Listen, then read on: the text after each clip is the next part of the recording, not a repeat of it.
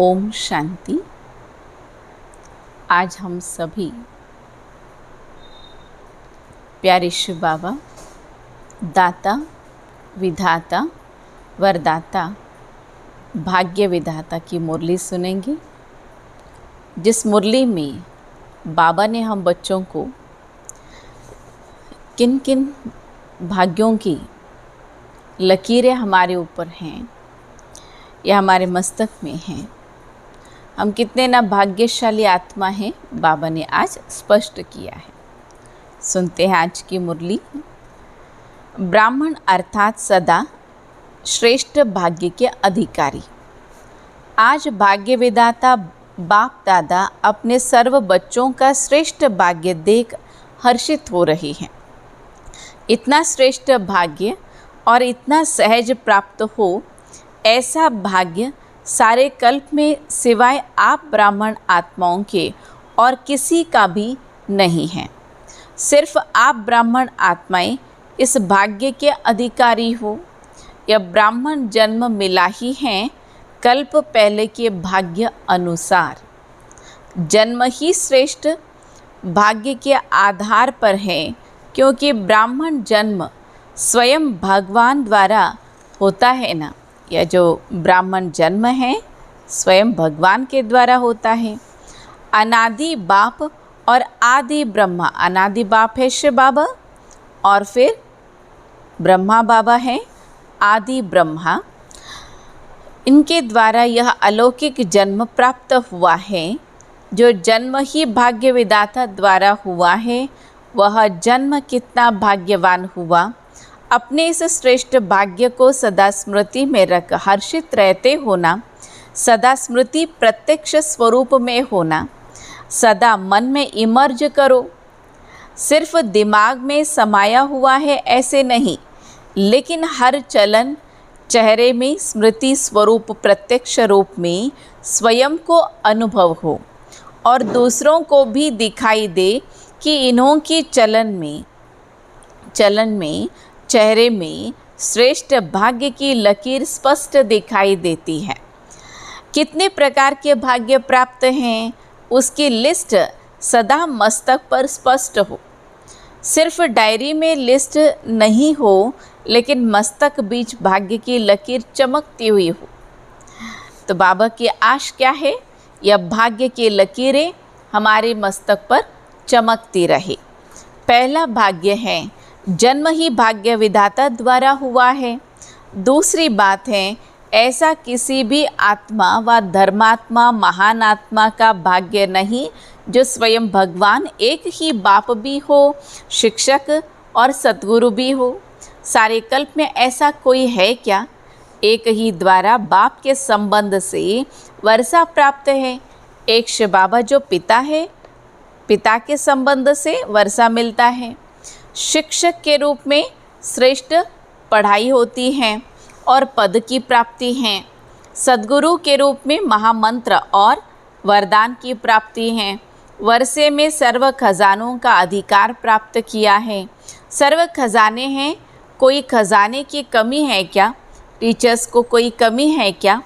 मकान बड़ा होना चाहिए, जिज्ञासु अच्छे होने चाहिए, यह कमी है क्या? नहीं है। जितनी सेवा निर्विघ्न बढ़ती है, तो सेवा के साथ सेवा के साधन सहज और स्वतः बढ़ते ही हैं। बाप द्वारा वर्षा और श्रेष्ठ पालना मिल रही है ना। तो देखिए, बाबा हर एक बच्चों को समझा रहे हैं। यहाँ तक कि बाबा ने दीदियों को भी पूछा, टीचर्स को भी पूछा और कहा कि परमात्मा पालना की कितनी ऊंची बात है ना।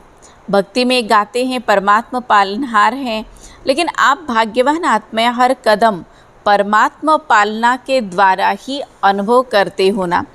परमात्मा श्रीमत ही पालना है। सुना क्या कह रहे बाबा? परमात्मा श्रीमत ही पालना है। बिना श्रीमत अर्थात परमात्मा पालना के एक कदम भी नहीं उठा सकते। ऐसी पालना सिर्फ अभी प्राप्त है सतयुग में भी नहीं मिलेगी। इस समय पर जो परम शिक्षक, परम पिता, परम सद्गुरु बन करके में जो पालना दे रहे हैं, सतयुग में भी नहीं मिलेगी ना। वह देव आत्माओं की पालना है और अभी परमात्मा पालना में यह चल रही हो ना। अभी प्रत्यक्ष अनुभव से कह सकते हो कि हमारा पालनहार स्वयं भगवान है। चाहे देश में हो चाहे विदेश में हो, लेकिन हर ब्राह्मण आत्मा फलक से कहेगी कि हमारा पालनहार परम आत्मा है। इतना नशा है ना कि कब मर्ज हो जाता है क्या, कब इमर्ज होता है क्या। जन्मते ही बेहद के खजानों से भरपूर हो अविनाशी वर्षे का अधिकार ले लिया है ना। साथ साथ जन्मते ही त्रिकालदर्शी सत शिक्षक ने तीनों कालों की पढ़ाई कितनी सहज विधि से पढ़ाई है। जैसे दुनिया में भी अगर देखें तो अलग अलग शिक्षाएं हैं, उसको पढ़ने के लिए अलग अलग कॉलेजेस में जाते। यहाँ तक कि सोचा जाए कि ज्योतिष शास्त्र को भी पढ़ने के लिए बच्चे जो हैं उस पढ़ाई को पढ़ने के लिए जाते हैं। तो यहाँ तो परमात्मा ने, त्रिकालदर्शी परमात्मा आ करके तीनों कालों की पढ़ाई पढ़ा देते हैं। कितनी श्रेष्ठ पढ़ाई है और पढ़ाने वाला भी कितना श्रेष्ठ है। सोचने की बात है, संगम युग में हम एक बार एक जन्म में पढ़ते हैं और फिर 2500 वर्ष तक ऐसी पढ़ाई पढ़ने की ज़रूरत ही नहीं जिसमें कोई भी प्रकार की मेहनत हो या फिर एग्ज़ाम पास करना पड़े। नहीं, 2500 वर्ष तक कोई पढ़ाई नहीं है। आप सोचिए। लेकिन पढ़ाया किन्हों को है? जिन्हों में दुनिया की उम्मीद नहीं है, उन्हों को उम्मीदवार बनाया है। न सिर्फ पढ़ाया, लेकिन पढ़ाई पढ़ने का लक्ष्य ही है ऊंचते ऊंच पद प्राप्त करना। परमात्मा पढ़ाई से जो श्रेष्ठ पद प्राप्त कर रहे हो, ऐसा पद सारे वर्ल्ड के ऊंचे ते ऊंचे पद के आगे कितना श्रेष्ठ है। अनादि सृष्टि चक्र के अंदर द्वापर से लेकर अभी तक जो भी विनाशी पद प्राप्त हुए हैं, उन्होंने सर्वश्रेष्ठ पद पहले राज्य पद गाया हुआ है। लेकिन आपके राज्य पद के आगे वह राज्य पद क्या है? श्रेष्ठ है ना। बाबा पूछ रहे श्रेष्ठ है क्या? आजकल का श्रेष्ठ ते श्रेष्ठ पद प्रेसिडेंट, प्राइम मिनिस्टर है। बड़े ते बड़ी पढ़ाई द्वारा फिलोसोफर बनेंगे, चेयरमैन बनेंगे, डायरेक्टर आदि बन जाएंगे, बड़े ते बड़े ऑफिसर बन जाएंगे। लेकिन यह सब पद आपके आगे क्या है? कुछ भी नहीं। आपको एक जन्म में जन्म जन्म के लिए श्रेष्ठ पद प्राप्त होने की परमात्मा गारंटी है ना। दुनिया में तो लोग क्या करते, मैं नौकरी लगवा दूंगा यह कह करके पैसे लेके फरार हो जाते हैं। लेकिन यहाँ पर ये बहुत बड़ी गारंटी है जो परमात्मा पिता हम बच्चों को दे रहे हैं। उस एक जन्म की पढ़ाई द्वारा एक जन्म भी पद प्राप्त कराने की कोई गारंटी नहीं है। आप कितने भाग्यवान हो जो पद भी सर्वश्रेष्ठ और एक जन्म की पढ़ाई और अनेक जन्म पद की प्राप्ति तो भाग्य है ना। चेहरे से दिखाई देता है, चलन से दिखाई देता है, क्योंकि चाल से मनुष्य की हाल का पता लग जाता है।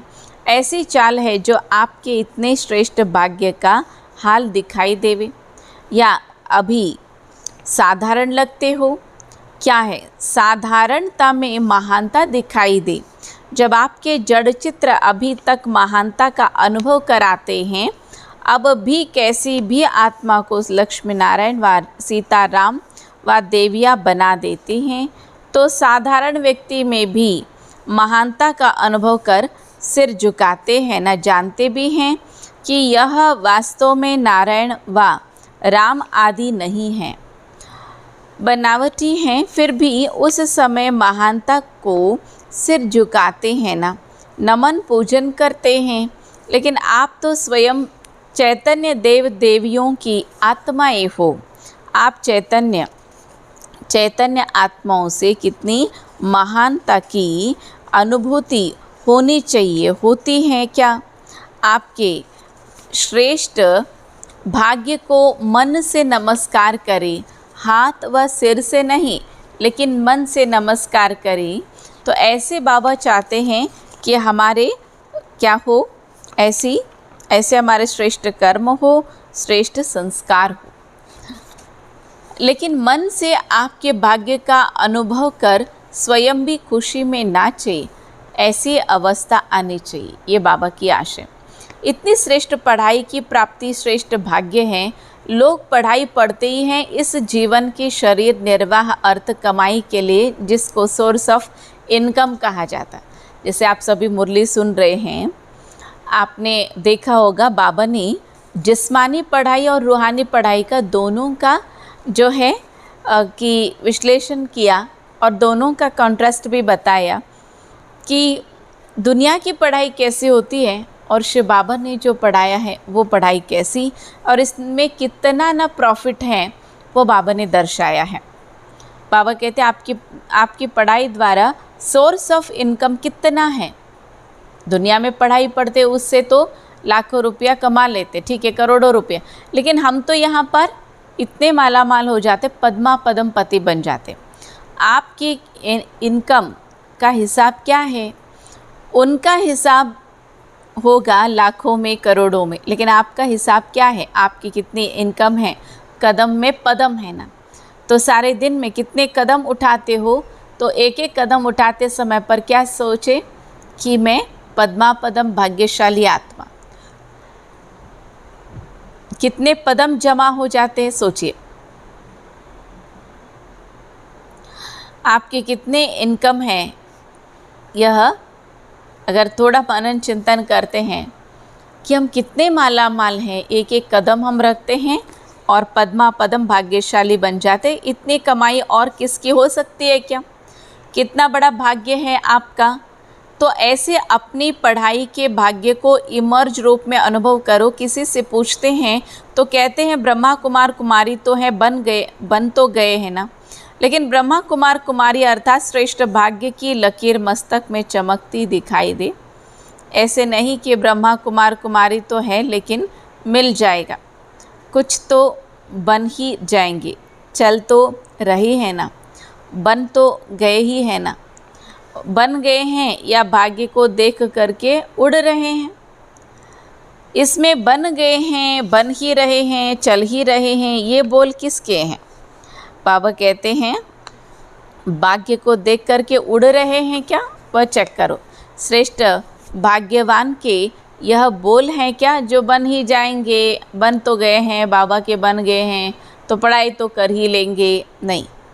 ब्रह्मा कुमार कुमारी अर्थात मौज से मोहब्बत के जीवन में रहने वाले। कितनी सुंदर बात है। सिर्फ संपूर्ण मुरली में से एक महावाक्य, अगर सिर्फ एक महावाक्य को हमने अगर ईश्वरीय जीवन में स्टडी कर लिया तो हम तो माला माल तो क्या, हमारे जितना पद्मा पदम भाग्यशाली कौन, हमारे जितना खुशनसीब कौन। हमें जो प्राप्तियां हुई है अन्य किसको हो सकता है। दुनिया में जिसके पास भी संपत्ति है या पैसा है या फिर जो भी ऐशो आराम की ज़िंदगी के लिए जितना जो चाहिए वो सब कुछ मिल रहा है, लेकिन वो बच्चे जितना जो भी कुछ मिला लेकिन उसमें भी वे लोग संतुष्ट नहीं रहते हैं। लेकिन बाबा ने हमें कितना माला माल बना दिया, वो भी 2500 वर्ष 21 जन्मों तक। ऐसे नहीं कि कभी मजबूरी कभी मोहब्बत। जब कोई समस्या आती है तो क्या कहते हैं, चाहते नहीं हैं लेकिन मजबूर हो गए हैं। भाग्यवान अर्थात मजबूरी खत्म मोहब्बत से। तो बाबा कहते हैं कि मोहब्बत की जीवन बिताने वाले हम बच्चे हैं ना, तो इसलिए बाबा याद दिलाते हैं ऐसे नहीं कि कभी मजबूरी कभी मोहब्बत। जब कोई समस्या आती है तो क्या कहते हैं, चाहते नहीं लेकिन मजबूर हो गए। भगवान भाग्यवान अर्थात मजबूरी खत्म हो जाएगा ना। मोहब्बत से चलने वाले, मजबूर होकर के चलने वाले नहीं हैं।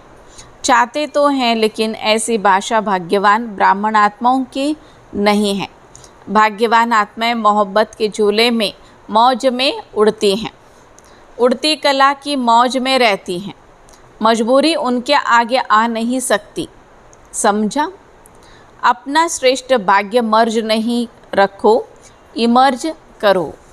बाबा ने जो आज बताए हैं अपना श्रेष्ठ भाग्य इमर्ज रूप में रखना है, इमर्ज रूप में रखना है। तीसरी बात, सद्गुरु द्वारा क्या भाग्य प्राप्त हुआ? पहले तो महामंत्र मिला, सतगुरु का महामंत्र क्या मिला? पवित्र बनो, योगी बनो। जन्मते ही यह महामंत्र सद्गुरु द्वारा प्राप्त हुआ और यही महामंत्र सर्व प्राप्तियों की चाबी सर्व बच्चों को मिली है। योगी जीवन, पवित्र जीवन ही सर्व प्राप्तियों का आधार है, इसलिए यह चाबी है। अगर पवित्रता ही नहीं, योगी जीवन नहीं, तो अधिकारी होते हुए भी अधिकार की अनुभूति नहीं कर सकेंगे। इसलिए यह महामंत्र सर्व खजानों की अनुभूति की चाबी है। ऐसी चाबी का महामंत्र सतगुरु द्वारा सभी को श्रेष्ठ भाग्य में मिला है और साथ साथ सतगुरु द्वारा वरदान प्राप्त हुए हैं ना।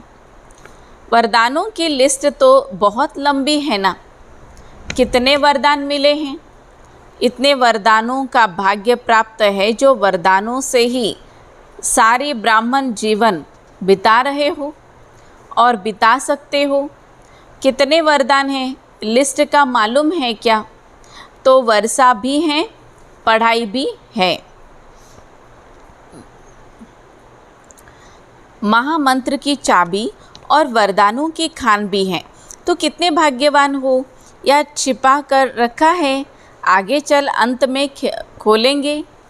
बहुत काल से भाग्य की अनुभूति करने वाले अंत में भी पद्मापदम भाग्यवान प्रत्यक्ष होंगे।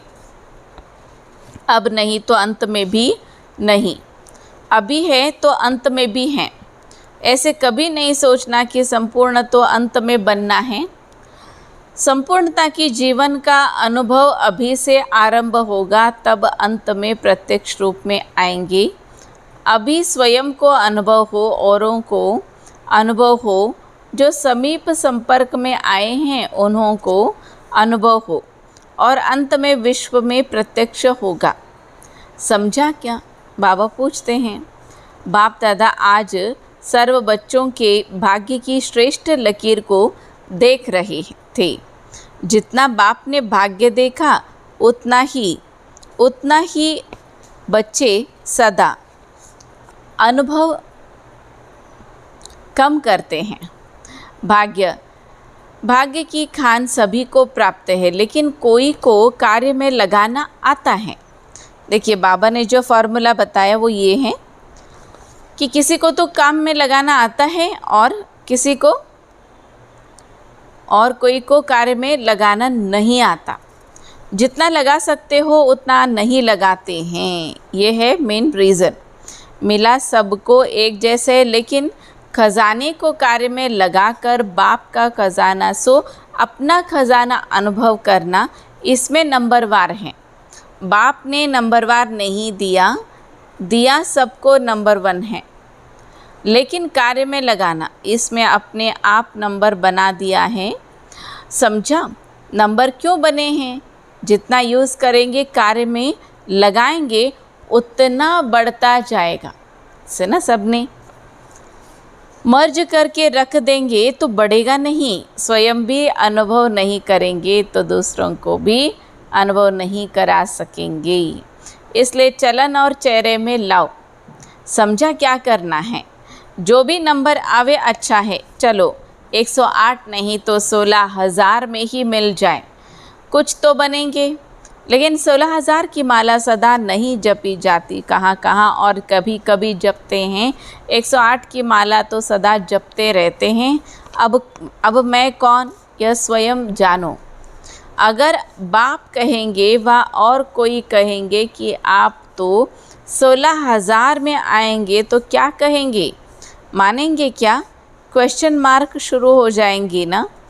इसलिए अपने आप को जानो, मैं कौन।